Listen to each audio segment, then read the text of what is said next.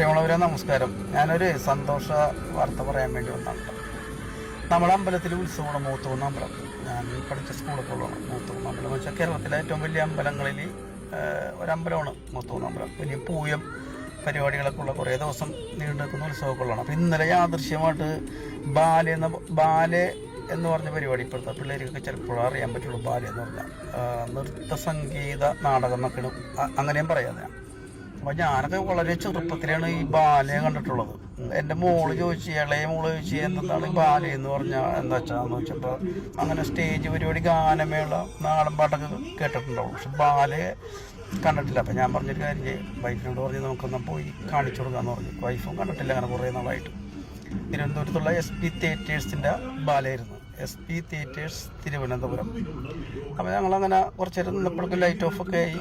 Ballet തുടങ്ങിയപ്പോൾ ഞാൻ എൻ്റെ മോളെ കുറച്ച് കാണിച്ചിട്ട് അതിൻ്റെ കാര്യങ്ങളൊക്കെ പറഞ്ഞു കൊടുത്തിട്ട് പോരാൻ കരുതി. പക്ഷേ നമ്മൾ ആ ബാലെ ആദ്യം ഇരുന്നിട്ട് അവസാനിച്ചത് അറിഞ്ഞില്ല. നമ്മൾ അവസാനം വരെ അതിനകത്ത് ഇരുന്ന് പോയി. അത് അങ്ങ് ഇരുന്ന് കണ്ടുപോയി. നമ്മൾ നേരത്തെ കാണുന്ന ബാലയൊന്നും അല്ല ഇപ്പം. ഒരു എന്താണ് പാലിൻ്റെ സിനിമയൊക്കെ ഇറങ്ങൂലേ, അതേ ഒരു ഹൈപ്പായിരുന്നു. പിന്നെ രംഗങ്ങളൊക്കെ മാറുന്നതൊക്കെ സിനിമാറ്റിക്കാണ്, വളരെ ഭയങ്കര രസമുണ്ട്. പിന്നെ ഈ കൊടുങ്ങല്ലൂർ അമ്മയുടെ കഥയാണ് കണ്ണകി എന്ന് പറഞ്ഞത്.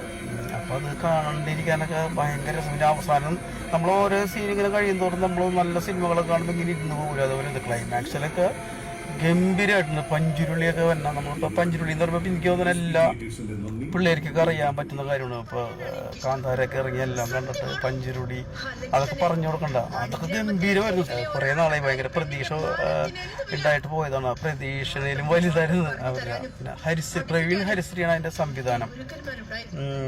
അപ്പോൾ ആർട്ടിസ്റ്റുകളെല്ലാം കുറേ ആർട്ടിസ്റ്റുകളുണ്ട്. അപ്പോൾ ആ സന്തോഷം ഒന്ന് പറയാവുന്ന രീതിയാണ്. അപ്പോൾ നിങ്ങളുടെയൊക്കെ അടുത്ത് എന്തെങ്കിലും ആഘോഷം നടക്കണമെങ്കിൽ ഈ SP തിയേറ്റേഴ്സിൻ്റെ ബാല കണ്ണകി എന്ന് പറഞ്ഞ ബാല ഉണ്ടെങ്കിൽ ഒന്ന് പോയി കാണണം കേട്ടോ, മിസ്സാക്കരുത്. പിന്നെ എനിക്ക് തോന്നുന്നത് നമ്മുടെ അമ്പലങ്ങളിലോ ആഘോഷ പരിപാടികൾക്കൊക്കെ ഇവരെ ബുക്ക് ചെയ്താലും വരും. ഞാനിത് അവർക്കൊരു പ്രമോഷൻ കൊടുക്കണമല്ലോ കേട്ടോ. എനിക്കത് കലാകാരന്മാരും കലാകാരികളാണല്ലോ.